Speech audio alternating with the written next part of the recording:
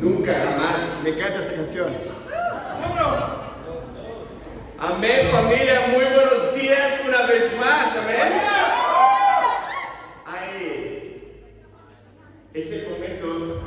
Hay como un rincón acá que está más animado que ese rincón, parece. ¿No? Bueno, amén. Creo que ya. Creo que están despiertos también de ese lado.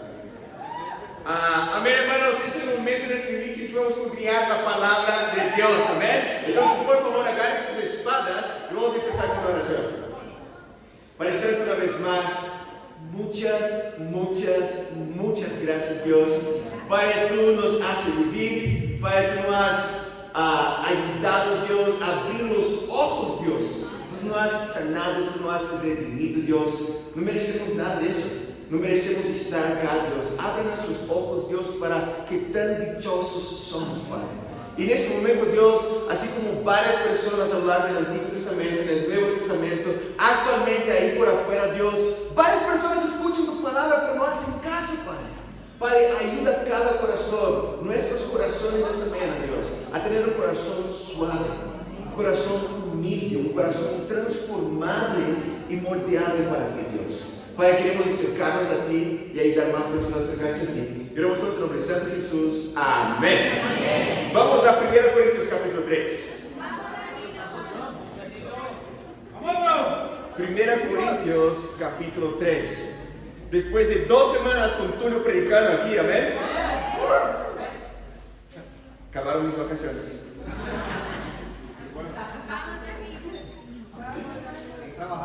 Hay que trabajar. Aunque prediqué en Lima, amén. Vamos acá, estamos acá en 1 Corintios capítulo 3. Dice así en versículo 5. Dice, después de todo, ¿estamos ahí? Después de todo, ¿quién es Apolos?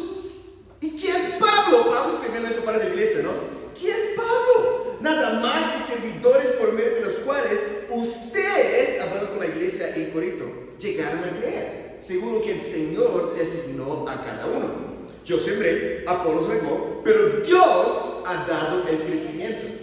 Así que no cuenta, no es que no es menos importante, no cuenta ni el que siembra ni el que riega, sino solo Dios, quien es el que hace crecer.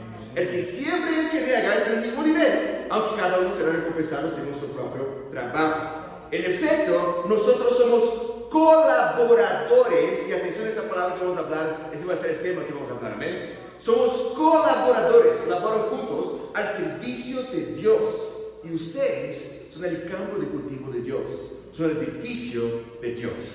Es una escritura increíble que Pablo está exaltando, está levantando, es que Dios es quien hace las cosas. Algunas personas van a compartir la fe con fulanito. Quizás la misma o quizás otras personas van a estudiar la Biblia con fulanito. Y después de bautizarlo, quizás una tercera persona va a discipular a fulanito. Yo me quedo pensando, esas últimas, semana y media, que hubo un eclipse de 2 bodas acá en la iglesia, ¿no? No sé qué tan frecuente será eso, pero fue increíble, amén. Y que Tulio estuvo acá, estaba conversando con Tulio a lo largo de la semana, él caminaron por Marsella, emocionado, como es una ciudad especial para su corazón, porque él vivió acá durante casi más de 4 años, y también estudió la Biblia con cada uno de los discípulos acá, y Maitza también. Y caminar por las calles de Marsella, comer las comidas de acá, ellos estaban emocionados y muy felices, y ellos compartieron eso acá también. Fue muy especial para mí, para acá, la semana pasada, estar en Lima visitando la iglesia ya también. Igualmente, nosotros implantamos la iglesia ya, y ver las caritas, los hermanos, los abrazos, es muy especial estar en un lugar que tú sabes que Dios te va a utilizar en ese lugar. Pero ahora, tú no estabas acá. ¿Y qué importa, Danilo o Tulio? De acuerdo con la escritura, nadie. Porque es Dios quien hace crecer. ¿Qué importa, Juan Carlos o Danilo? Nadie. Porque es Dios quien hace crecer. Quizás tú mismo estás discipulando a la persona que tú no has estudiado bien con ella. Vamos a ver. Quizás, también. Yo heredé algunos acá también en estos cambios que pasaron. Pero aunque es una escritura increíble, muchas iglesias, muchas personas, dichos cristianos, utilizan esa escritura que es tan increíble para disminuir el papel del factor humano en la historia. Porque hay que orar mucho para salvar la ciudad está perdida, hay que orar mucho, pero no hacemos nada. Porque al final del día es Dios quien hace las cosas. Aquí dice que es Dios quien hace. Claro que es Dios quien hace. Pero Dios utiliza personas. A lo largo de varios años del Antiguo Testamento, el pueblo estaba extraviado y Dios fue a salvar a las personas, pero levantando profetas, llamándoles a arrepentirse. ¿Y qué pasara con los profetas? Los mataron, la mayoría de ellos. Muchas personas, y muchas personas, a veces nosotros queremos sacar el factor humano de la historia. ¿Por qué? Porque es Dios quien hace, pero también es más confortable también no tener que ser utilizado por Dios. ¿Tiene sentido, hermanos? Esa escritura es increíble, pero lo que quiero que entendamos acá es que Dios siempre utiliza personas para hacer su voluntad. Vamos a ver una escritura que ejemplifica eso, a Éxodo capítulo 3. Éxodo capítulo 3. ¿Estamos ahí? Sí, hermano. Éxodo capítulo 3. Por acá, versículo 1. La famosa escritura del llamamiento de Moisés. ¿Recuerdan? Contigo, hermano. Espero que sí, amén. Amén. David llegó al buen desastre. Amén. Alejo también. Alguien más llegó. Vamos ahí. Acá en Éxodo capítulo 3, versículo 1. Dice así. Un día en que Moisés estaba cuidando del rebaño de Jetro, su suegro, que era sacerdote de Madián, llevó las ovejas hasta el otro extremo del desierto y llegó a Horeb, la montaña de Dios. Estando allí, el ángel del Señor se le apareció entre las llamas de una zarza ardiente. Moisés notó que la zarza estaba envuelta en llamas, pero que no se consumía. Así que pensó, ¡qué increíble! Voy a ver por qué no se consumió la zarza. Yo habría corrido de eso, ¿no? Cuando el Señor vio que Moisés se acercaba a mirar, lo llamó desde la zarza. Moisés, Moisés. Aquí me tienes, respondió. No te acerques más, le dijo Dios. Quítate las sandalias, porque estás pisando en tierra santa. Yo soy el Dios de tu padre, soy el Dios de Abraham, de Isaac y de Jacob. Al oír esto, Moisés se cubrió el rostro, pues tuvo miedo de mirar a Dios. Pero el Señor le siguió diciendo, ciertamente he visto la opresión que sufre mi pueblo en Egipto. Los he escuchado quejarse de sus capataces y conozco bien sus penurias. Así que he descendido para librarlos. ¿Quién ha descendido? Dios. Ok, entonces Dios ha descendido para librarlos del poder de los egipcios, sacarlos de este país, para llevarlos a una tierra buena y espaciosa, tierra donde abunda la leche y la miel. Me refiero al país de los cananeos, hititas, amorreos, filisteos, heveos y jebuseos. Han llegado a mis oídos los gritos desesperados de los israelitas y he visto también cómo les oprimen, los oprimen los egipcios. Así que disponte a partir. ¿Quién debía partir? Pero Dios no había bajado para librarlos. Dios bajó, pero Moisés, ve, voy a enviarte al faraón para que saques de Egipto a los israelitas, que son mi pueblo. Es un ejemplo que deja muy claro. ¿Quién liberó el pueblo de Israel de los egipcios?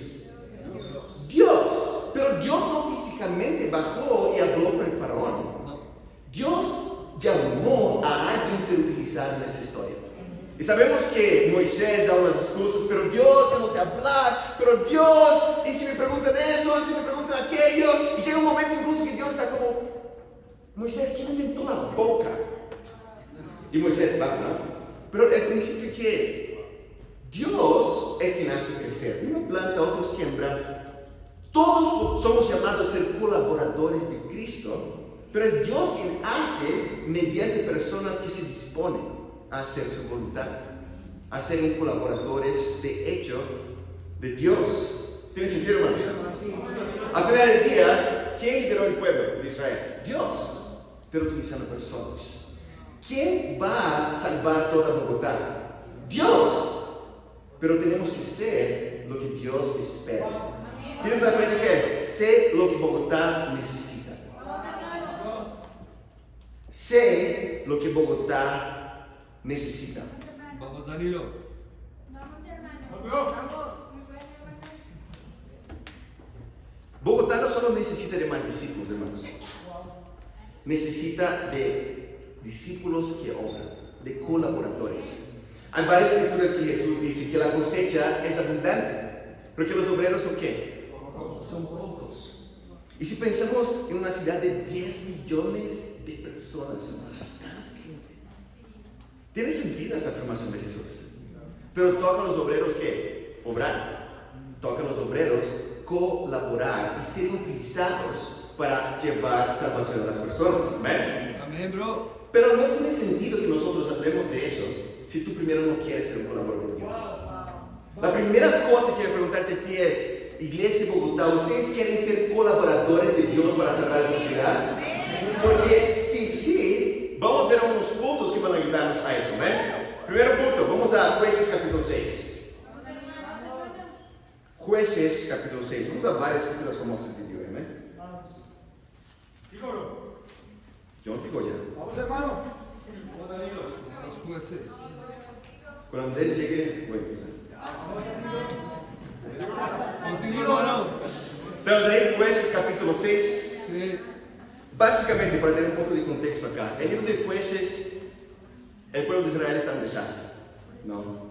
Básicamente, después que ellos ingresen a la tierra prometida, siempre que hay bendición, cuando las cosas van bien en la vida, las personas buscan más a Dios o menos a Dios. Menos. Si vamos a Los Andes ahora a compartir la fe, hay muchas personas para dar estudios bíblicos. Porque cuando las cosas van bien, es más fácil no ver tu necesidad de Dios. Pero en la penuria, en la esclavitud, el pueblo clama. El tema es que en jueces hay lo que se llama el ciclo de los ciclos de los jueces. Y básicamente Dios levanta a alguien para salvarles de la opresión. Esta persona rescata la fidelidad dentro del pueblo. El pueblo está fiel a Dios y Dios bendice. Pero en la bendición el pueblo se extravía porque estaba todo bien. Y el pueblo en su pecado clama a Dios y Dios levanta una persona que bendice al pueblo y el pueblo está fiel a Dios, pero pasan los años en su fidelidad se alejan de Dios. Y uno de ellos es la historia de Gideón. Vamos a leer acá capítulo 6, versículo 1. Vamos, Danilo. Podemos pensar esos israelitas, ¿no? Qué tecos. Esa es nuestra historia también, hermanos. Acá en Jueces capítulo 6, versículo 1, ¿estamos ahí? Dice, los israelitas hicieron lo que ofende al Señor y Él los entregó en manos de los madianitas durante 7 años. Era tal la tiranía de los madianitas que los israelitas hicieron escondites en las montañas, las cuevas y otros lugares de refugio. Siempre que los israelitas sembraban, los madianitas, amalecitas y otros pueblos del oriente venían y los atacaban. Acababan y arruinaban las cosechas por todo el territorio hasta la región de Gaza. No dejaban a Israel nada con vida, ni ovejas, ni bueyes, ni asnos. Llegaban con su ganado, con sus carros, como plagas de langostas. Tanto ellos como sus camellos eran incontables y invadían el país para devastarlo. Era tal la miseria de los israelitas por causa de los madianitas que clamaron al Señor pidiendo ayuda. ¿En qué momento ellos se dieron cuenta, wow, necesitamos de Dios en la historia? En la miseria. Y espero que Dios no tenga que hacer eso conmigo o contigo. ¿Y quién es Dios quien hace? Son las consecuencias del propio pecado. Para que nosotros nos demos cuenta, wow, necesito llevar a Dios en serio. Si tú nos visitas, por favor, te ruego. Dios puede ayudarte a abrir los ojos para tu necesidad de Dios, pero te ruego que cuadres tu bíblico para ser un discípulo verdadero de Jesús. Amén. Pero básicamente lo que importa acá es que ellos en su miseria clamaron a Dios y Dios les envía el profeta. Imagina, llega el profeta, dime la buena noticia, profeta. Vamos a ver qué pasa. Versículo 7. Cuando los israelitas clamaron al Señor a causa de los madianitas, el Señor les envió un profeta que dijo, así dice el Señor, Dios de Israel. Yo les saqué de Egipto, tierra de esclavitud, y los libré de su poder. También los libré del poder de todos sus opresores, a quienes expulsé de la presencia de ustedes para entregarles su tierra. Les dije, yo soy el Señor su Dios, no adoren los dioses de los amorreos en cuya tierra viven, pero ustedes no me obedecieron. Y el profeta se fue. Qué animante, ¿no? Después de 7 años, ellos finalmente, ok, vamos a ser humildes, gente, y clamaron a Dios, Dios envió al profeta, y llega el profeta. Y el profeta dice, ustedes están cosechando lo que sembraron. Y se va. Pero paralelamente Dios estaba preparando a alguien para levantar el pueblo. Amén. Versículo 11. ¿Están bien, hermanos? El ángel del Señor vino y se sentó bajo la encina que estaba en Ofra, la cual pertenecía a Joás del clan de Abiezer. Su hijo Gedeón estaba trillando trigo en un lagar. ¿Ustedes saben qué significa lagar? Bueno, Julie sabe, tiene que saberlo. Pero básicamente es esa cosita que no tiene ni un metro cuadrado que tú ponías para poder macetar las uvas, ¿no? Y es algo pequeño. Triar el trigo es poner el trigo, yo soy del campo, ¿no? Entonces hay bastante gente del campo acá también, en un patio grande en que, para que se seque el trigo, y después agarras como látigos. Bueno, actualmente imagino que hacen cosas diferentes, ¿no? Julie, ayúdame ahí. Pero agarran látigos para macetar el trigo, para que la semilla se baje, y después agarraban esas cosas así con 3 dientes, ¿sabes? Para levantar la paja, y el viento sacaba la paja y tenían trigo. Pero era un patio gigante donde se triaba el trigo. Pero ahí se encontraba Gedeón triando trigo en un lagar, para que tengamos dimensión del sufrimiento. Quizás yo voy a hacer un poquecito acá nomás para sobrevivir esa semana. Estaba difícil la situación de Gedeón. Bueno, estaba triando trigo en un lagar para protegerlos de los madianitas. Versículo 12. Cuando el ángel del Señor se le apareció a Gedeón, le dijo: el Señor está contigo, guerrero valiente. Una famosa escritura. Amén. Pero Señor, replicó Gedeón, si el Señor está con nosotros, ¿cómo es que nos sucede todo esto? Culpa de Dios, ¿no? ¿Dónde están las maravillas que nos contaban sus padres cuando decían, el Señor nos sacó de Egipto? En verdad, la verdad es que el Señor nos ha desamparado y nos ha entregado en manos de Madián. Está corrigiendo el ángel del Señor, ¿no? Probablemente estaba equivocando el ángel. El Señor lo encaró. Me gustaría ver esa cara, ¿no? Él le dijo: ve con la fuerza que tienes y salvarás a Israel del poder de Madián. Yo soy quien te envía. Él ni habla de nada que Gedeón dijo. Es como, ¿sabes qué? Solo ve, porque se trata de mí, enviándote a ti. Versículo 15. Pero Señor, objetó Gedeón, ¿cómo voy a salvar a Israel? Mi clan es el más débil de la tribu de Manasés, yo soy el más insignificante de mi familia. El Señor respondió: tú derrotarás a los madianitas como si fueran un solo hombre, porque yo estaré contigo. Punto número 1. Pero Señor, 3 punticos.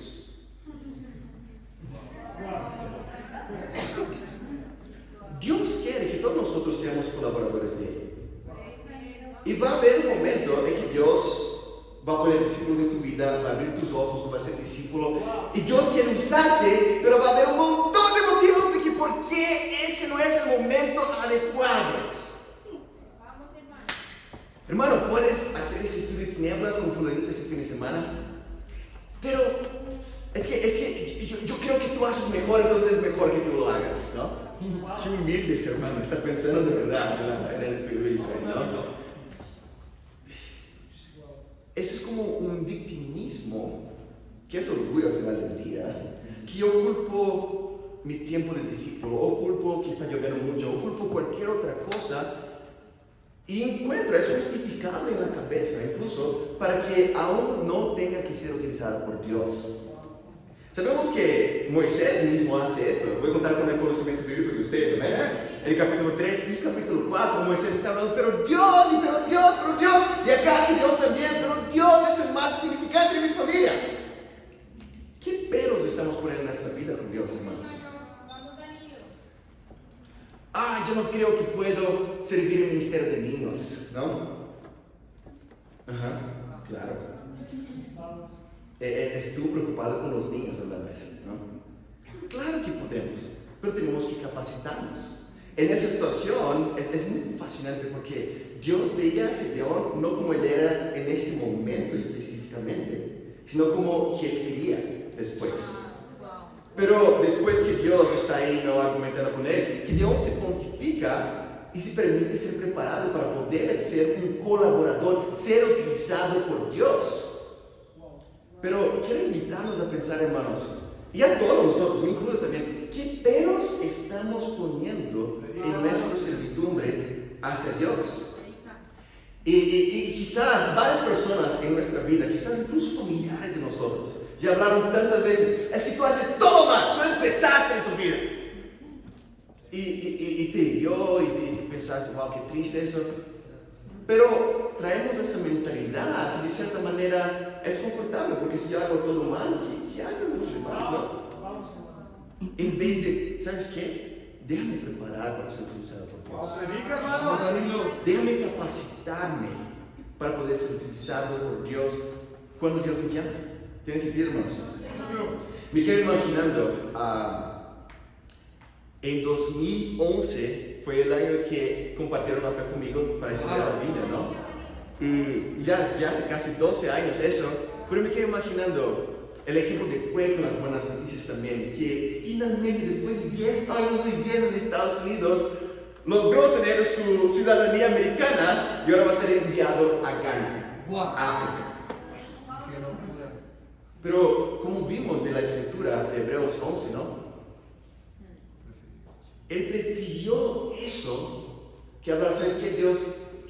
Es que mejor no, es que estoy en Estados Unidos acá. Guau.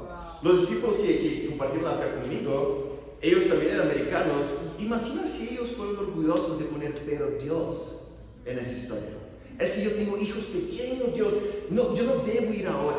Rebelinda, Felipe y Bella, que ahora están de ese tamaño, ¿no? Ellos tenían como 4 y 5 años en ese entonces.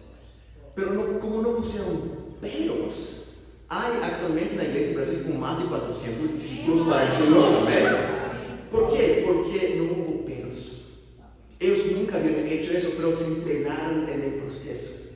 Me quedo imaginando tú y Baritza. Ellos nunca habían tratado en la iglesia, pero en 2019 no pusieron peros, no fueron orgullosos y hablaron, ¿sabes qué, Dios? Úsame. Amén. Y por causa de eso, hay una iglesia de 90 discípulos en Bogotá. Amén. Yo me quedo imaginando ese próximo mes a Miguel David Trujillo, Valeria y ahora también Alexa. Pero nunca fui misionero. No pregunté.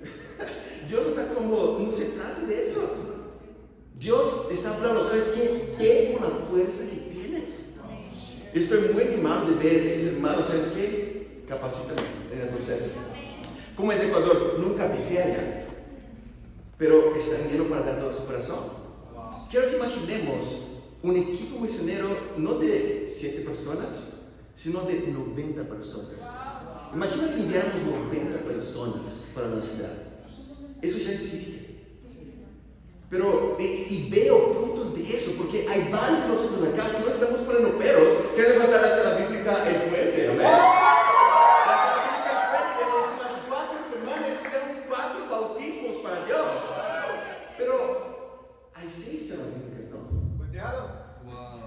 Imagina si cada una de las charlas bíblicas no estuviera poniendo peros en la certidumbre de Dios.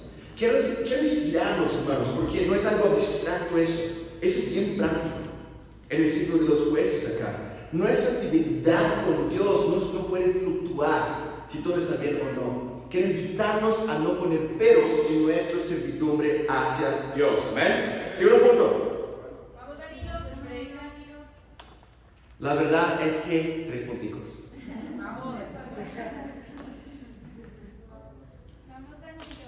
Recuerda que en versículo 13 él está corrigiendo al ángel. Sí. Es fascinante eso, ¿no? Como, wow, qué osado, no era nadie, pero tú corriges ángeles, ¿no? Ahora, ¿no?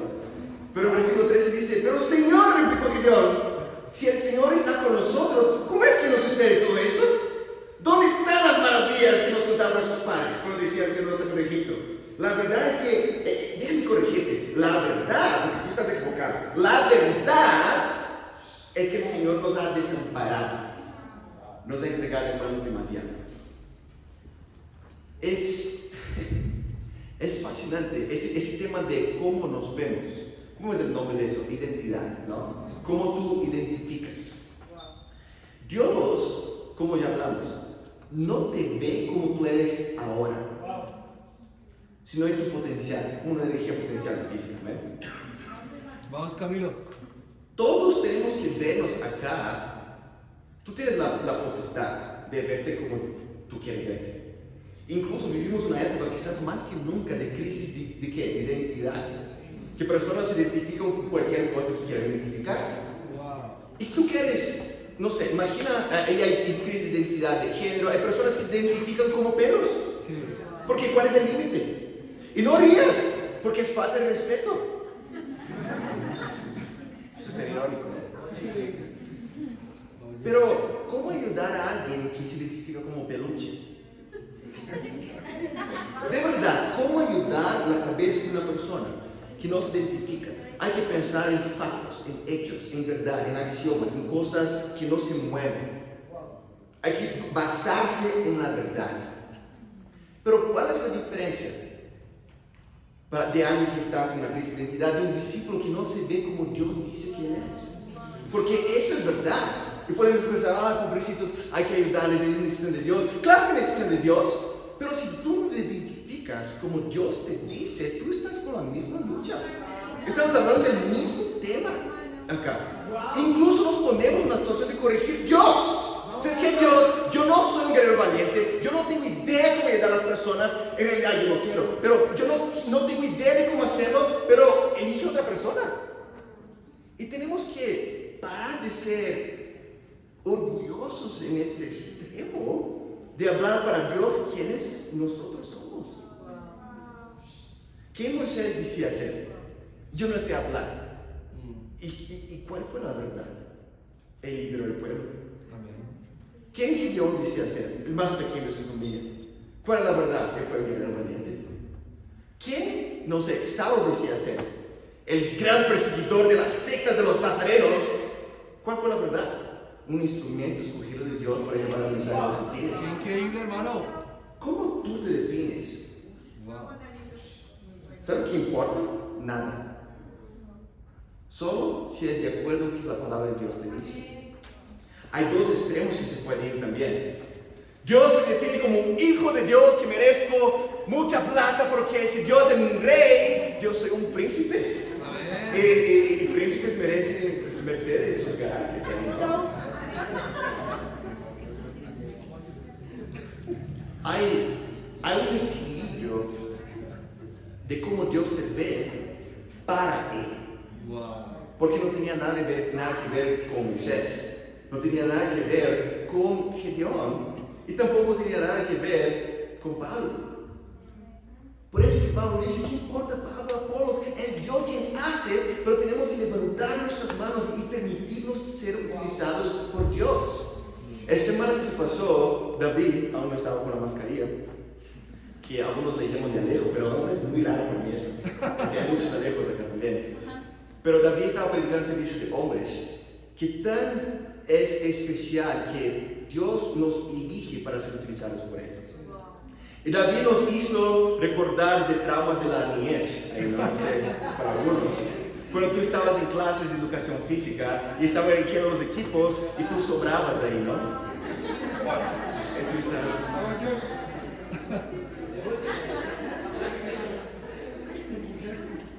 ¿Cómo tú te sentías? No quiero jugar, ¿no?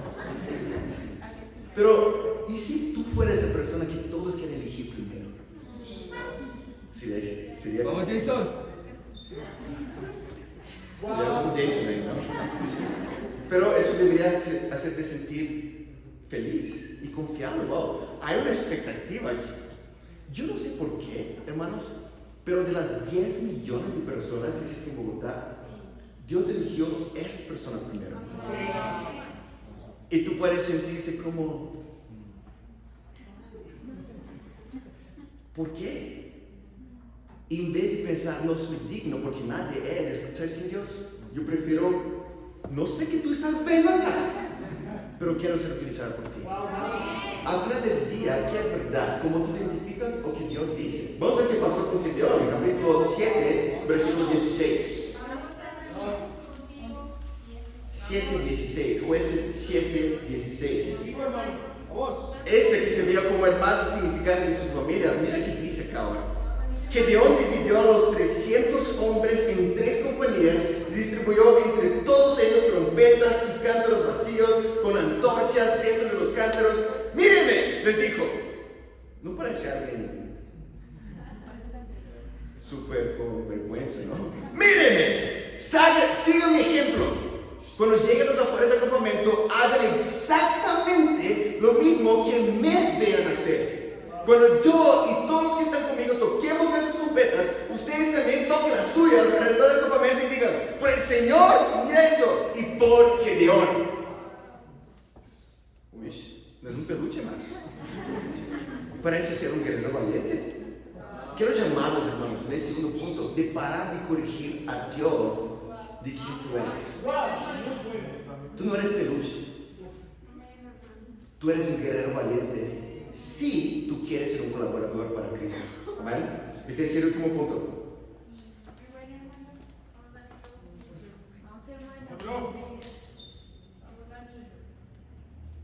Porque yo estaré contigo. Recuerda que acá, regresando al capítulo 6, ¿no? Muchos uishis acá. Uishis. Acá en el versículo 15, la tercera excusa, ¿no? Pero el Señor me dijo, ¿cómo voy a salvar a Israel? Mi clan es más débil de la tribu de Manasés. Yo soy el más significante de mi familia.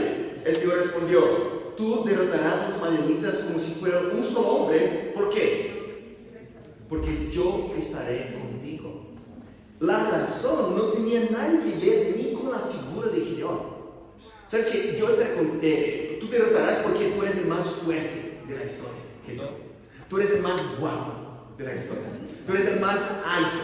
Entonces, por causa de eso, tú salvarás a mi pueblo. O porque estudiaste en esta universidad super gomela, entonces ahí yo podría utilizarte. O porque tú estudias y trabajas en este súper increíble empleo, y por causa de eso yo no tenía nada que ver con él. Si era alto, bajo, gordo, magro, tenía cabello, no tenía nada que ver con eso. Tenía que ver con yo estaré contigo. Ve, porque yo estaré contigo, no porque tú eres increíble. Y ni porque eres un guerrero valiente, eso va a funcionar. Porque yo estaré contigo. Y esta promesa de yo estaré contigo está en el final de la condición de él, de ello ir. Claro. Danilo, pero ¿cómo se aplica a mí? Bueno, una famosa escritura en Mateo 28, ¿no? Uy. Esa promesa está ahí también.